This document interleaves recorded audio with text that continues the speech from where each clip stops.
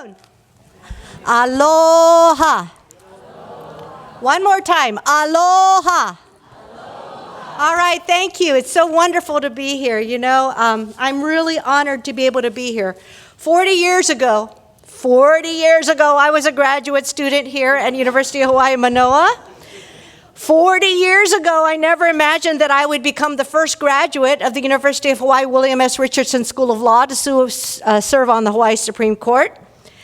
So, I'd like to today tell you my story, basically my personal story. Perhaps you'll hear some commonalities with your own backgrounds. Maybe you might hear some information that might be of use to you as you go forth. So, here we go. I was born in October of 1957 in Tokyo, Japan. My father was a Midwesterner. My mother was Japanese. I was raised in Japan and the Philippines, as Ann said, in a bilingual, bicultural, and multi-religious background. I attended United States Department of Defense schools overseas in Japan and the Philippines. My father was an educational administrator and a professor of psychology for U.S. military forces in the Far East, and my mom became a homemaker. But my dad died when I was 9 years old of a heart attack. So my mother and I moved from the biggest house in the neighborhood to the smallest house in the neighborhood. And my mom sold our only car, and bicycles became our primary form of transportation. My mom started working at the night shift at the U.S. military hotel in the area to support us, and so that I could also continue attending the U.S. DoD schools. You know, it really does take a village to raise a child, because if it wasn't for my friends' families, when my mom was working the night shift, there may be times that I was on my own. You know, from an early age, I saw how the world treats people differently based on socioeconomic status, race, gender, and sexuality.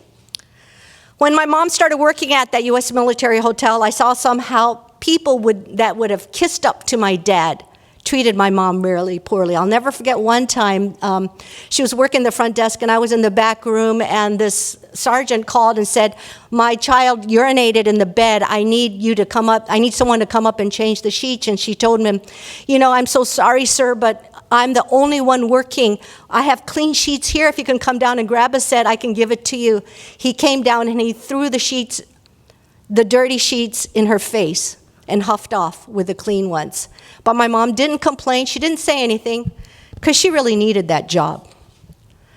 And so at a young age, I decided that I was going to get a good education and a good job, and if I ever got in a position of power and authority, I was never going to treat people that way. And my dad's dream had been to retire here teaching at the University of Hawaii. He knew Hawaii would be good for my mom, who was from Japan. And he wanted me to attend the University of Hawaii. And because he was buried at Punch Bowl National Memorial Cemetery, hope you have a chance to visit. And I knew that my mother eventually would be also. She was in 1997. I decided to come to the University of Hawaii. So I came here in the summer of 1974 and entered the University of Hawaii as an undergraduate. I came with some funds which combined some of my mother's hard-earned savings. I had gotten some scholarships, and I had made some money working part-time during high school. I went and rented a 2-bedroom apartment by Pucks Alley near the university. I found a roommate from California and 2 roommates from Malaysia who were Masters of Library Science students. I learned about Islam and Ramadan.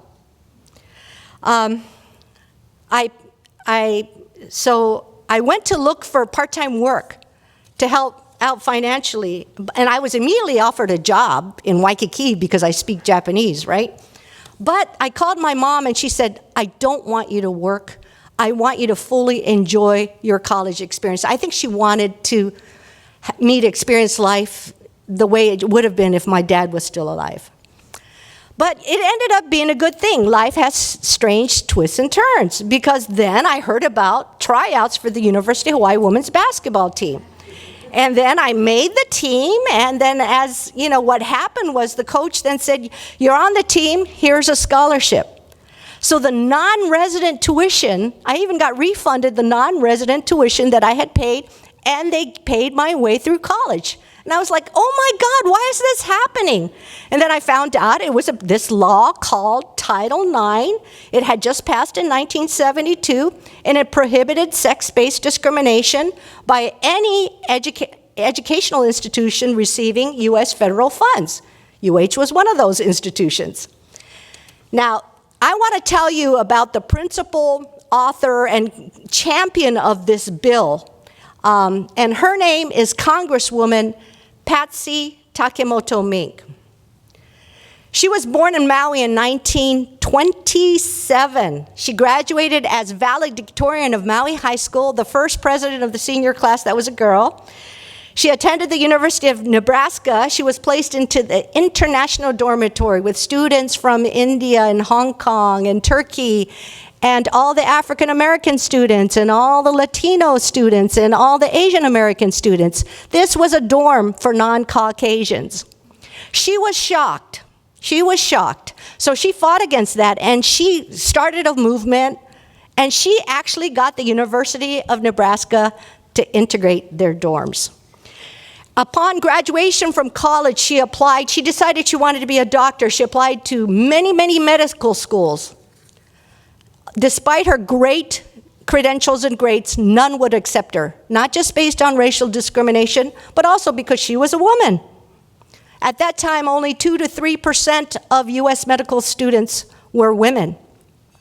So she decided to go to law school, and she was accepted to the University of Chicago for its foreign student quota. I guess they didn't know that Hawaii was a U.S. territory, but anyway.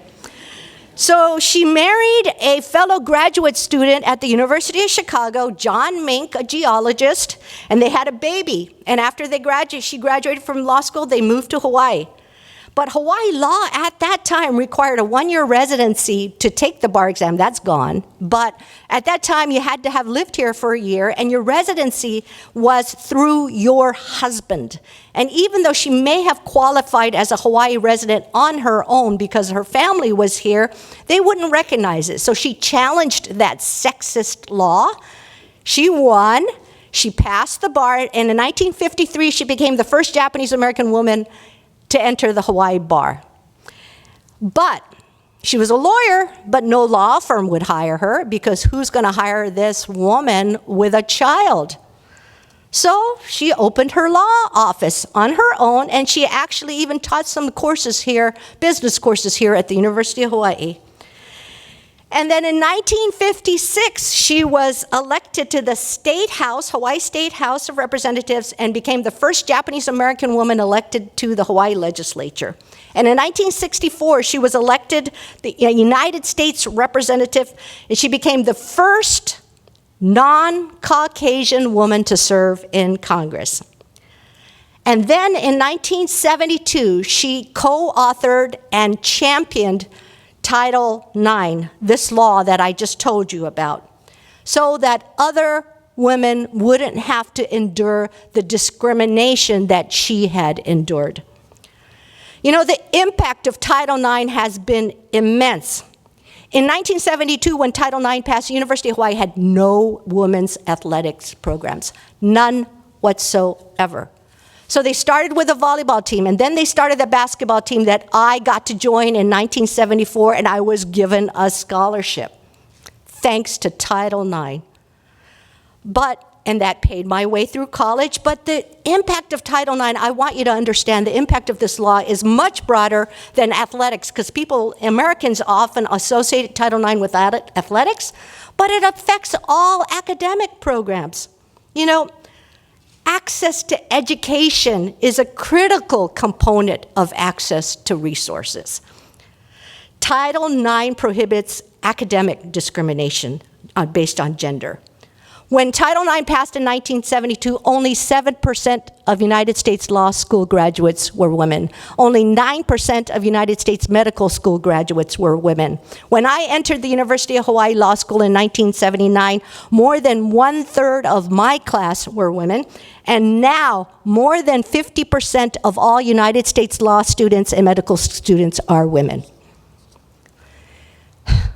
In 2002, unfortunately, Congresswoman Patsy Mink had an untimely early death of pneumonia.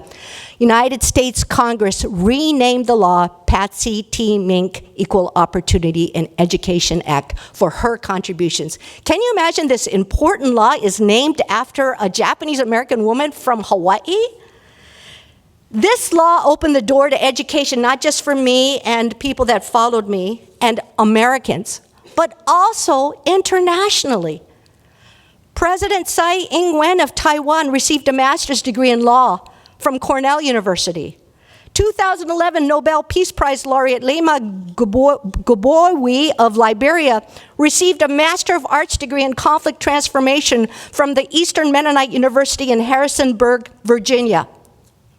2018 Nobel Physics Prize laureate Dr. Donna Theo Strickland of Canada received her PhD from the University of Rochester. And Indra Nooyi, chairman of PepsiCo, the Pepsi company, received a master's degree of public and private management from Yale School of Management in 1980. I could go on and on and on.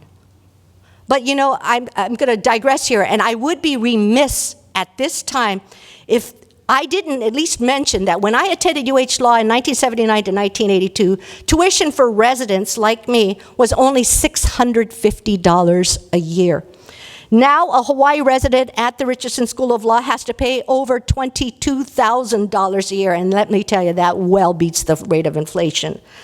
The cost of education is becoming a barrier to access to resources. After law school, I was a civil litigator and worked for representing Japanese clients, and I was really fortunate to be mentored and sponsored by men, enlightened male attorneys who were much more interested in what I could do, in my abilities in the law, than in my gender. And you know what? It actually also helped that I was a college athlete. And because I played with the guys in the law firm on the Lawyers League basketball, volleyball, and softball teams. So I would hang out with the guys, right? And have a beer with them afterwards. You know, actually, there's an article in The Atlantic. I encourage you to Google it. It's called The Confidence Gap. Studies show that girls that play team sports are more likely to graduate from college, find a job, and be employed in male-dominated industries. And there's also a link between playing sports and earning a higher salary as an adult. So after 5 years at this law firm, Goodsell Anderson, Quinn and Stifel, I joined Otaka Inc., and I traveled around the world with the owner several times, just around the world, looking for investment opportunities during the bubble economy of the late 1980s. And after 3 years, I burned out. I realized that I wouldn't be able to have any children if I stayed at that job. I now have 3 children. But when I resigned from that job in late 1990, I decided at that point that it was time for me to give back to this community that had given me my education and the people of Hawaii. You know, you saw the Native Hawaiian, I had Native Hawaiian teammates. Their families, what they call hanaid me. They informally adopted me. They treated me like I was one of the family. They fed me. They were so good to me. And I decided it was time for me to give back to this community that had given me so much. And I decided the best way to do that was by becoming a judge. And one of the reasons I decided I wanted to be a judge was in 1991, Hawaii had passed a law prohibiting employment discrimination based on sexual orientation. And just as Title IX had helped me access law school, I knew that this law would help protect me against employment discrimination based on my sexual orientation as a member of the LGBT community.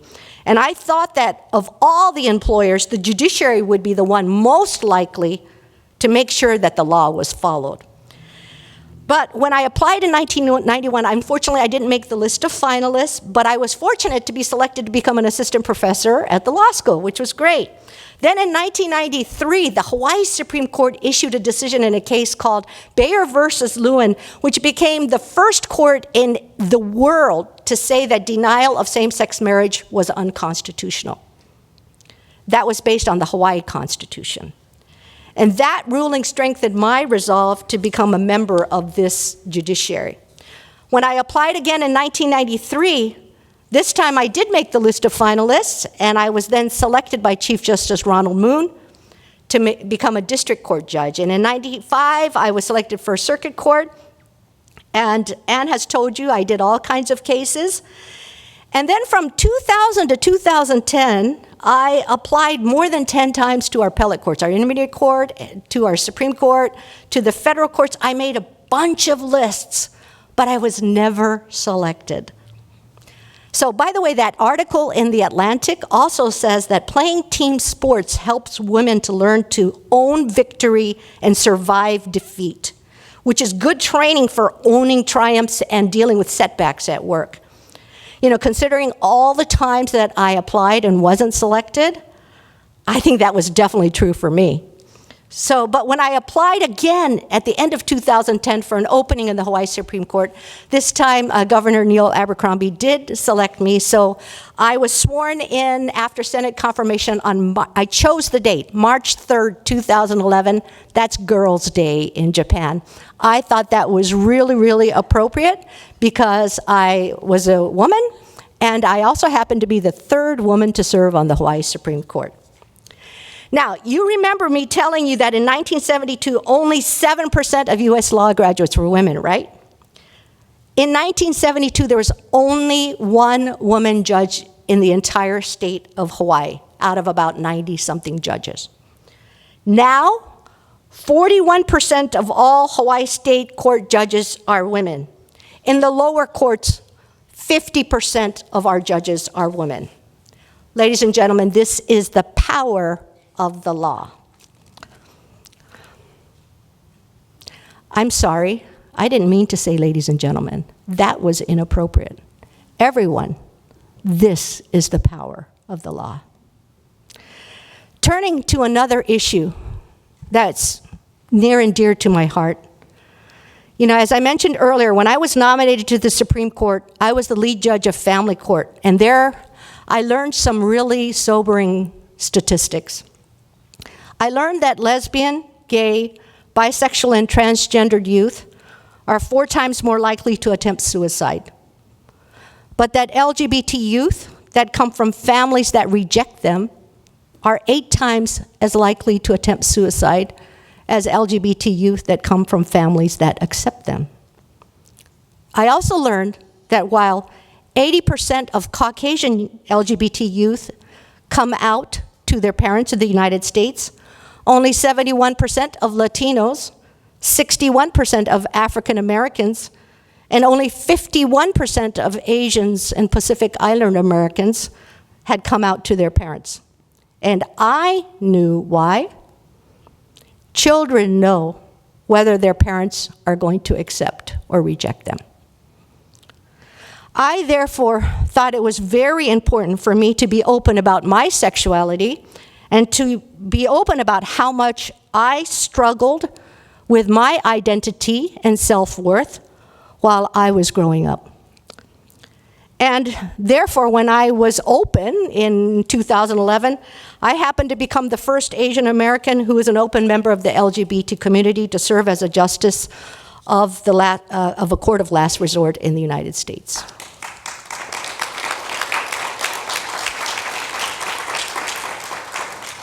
Okay, well, you know, Hawaii law explicitly prohibits discrimination based not only on gender and sexual orientation, but now also based on gender identity or expression in employment, housing, and public accommodations. I feel very fortunate to live in Hawaii, and I lament that some countries do not provide the legal protections we enjoy in Hawaii. And it's not just countries.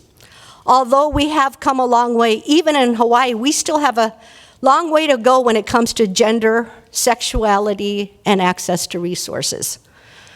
For example, in terms of gender, recent studies in Hawaii indicate that the wage gap between men and women in Hawaii has actually increased. In 2004, the earnings ratio was 83.4%.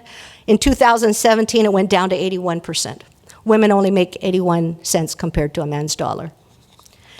And as you might have noticed, my speech title spells woman with an X.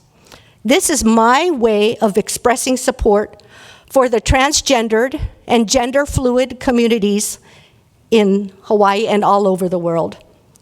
Although these communities have legal protection in Hawaii, that's not universally true at the federal level and in many states, as you probably know. So although my time is coming to, I was told 15 minutes, it's coming to a close, I'm hoping that you will seek the opportunity to listen and hear their stories also. For example, just hearing stories from my male to female or female to male transgendered friends, it sheds a lot of light on how gender discrimination still exists based on how they're treated differently depending on their gender expression. So, nearing the conclusion of my speech, I hope my story has given you some information or some inspiration that might be of use to you, graduate students, as you continue in your life ventures. My life has had its ups and downs. I've had the good fortune, however, of traveling around the world several times. I've met so many different people from different walks of life. So if you don't mind, I'd like to share with you what I'm still actually learning regarding the importance of some basic concepts and principles that lead to success, however you might define success, other than the happenstance of gender, sexuality, country, family, socioeconomic background of origin, including, whether you have laws to help you or not. Most of all, I think you've probably noticed that it's actually really important to be a good person, to be humble and respectful, and of course to do your best, no matter what it is that you do. I wouldn't have gotten a basketball scholarship if I hadn't practiced and practiced and practiced. And it really happened because in my middle school PE class, the basketball was right after lunch. And back then, girls could only play half court. So if you couldn't shoot, you couldn't play on the offensive side. I couldn't shoot. So every day I skipped lunch and I went to practice so that I could shoot and start making baskets so that I could play offense. And that eventually led to me playing high school basketball and getting a college scholarship that paid my way through college. So whatever it is you do, do your best. And I also have learned that it's actually a really good practice to smile, whether you want to or not. It actually makes you feel better, and it makes the people around you feel better. It's also really important to be fair and to develop a reputation of being fair, no matter what it is, law or academia. In that regard, remember that we all have internal, implicit, or unconscious biases. We all do. So learn about your own. Google the Harvard Implicit Association test. Go take some of those tests, and you're going to be surprised to find that you may even be biased about some of your own characteristics. For example, societal influences are so strong that I have implicit biases against working women and gays and lesbians. That's how strong it is, society's effect is. And especially for the women here, I encourage you to Google and read that article in The Atlantic regarding the confidence gap. I see it so much. It's important, especially for women, to know that confidence begets confidence. Studies actually show that when people are told that they're good and they're going to do well and that they have done well on like a fake test, they actually do better when they take it again. When you're told you're not good, you don't do as well. So, have a quiet internal confidence. Don't be arrogant, but be confident. Even if act confident, even if you don't feel confident. I was very nervous coming up here today. You could probably tell sometimes, but I was very nervous coming up to speak today. Learn how to accept compliments gracefully. Don't cut yourself down, especially Asian women. Don't self-deprecate. Don't cut yourself down. Don't say, I'm sorry. No, not sorry. You say what you want to say. But you can be polite, but say what you need to say. Take pride in yourself and visualize your success. When I was an undergrad, I saw people walking across the stage to get their law degrees. I visualized myself in a couple years getting that law degree. When I saw people getting sworn into the Supreme Court, I visualized that someday I would be sitting there. Visualize your own success. And remember also that it's important to forgive yourself if you make a mistake. Everything is not going to go well. But it's okay. We're human. We make mistakes, but forgive yourself. Learn to forgive yourself. And in that light, you're going to make mistakes because you need to be willing to take risks. Take risks, you know. I had to keep trying. A lot of people that applied for judgeships with me, they dropped out. They quit. They didn't want to keep going. They were just disheartened. But I kept going, and I finally got the position. Nothing ventured, nothing gained. And finally, I do agree that there's something to be said about that saying that 80% of success is just showing up. I think it's really important that you showed up to this conference. Whether it's you're going to make a presentation or you're going to attend a presentation, you're going to make connections. You're going to make impressions, which are going to open other doors for you, just like showing up has done for me. So I wish you much success in your careers. Have a wonderful conference. And as we say here in Hawaii, mahalo nui loa. Thank you very much. Arigatou gozaimashita.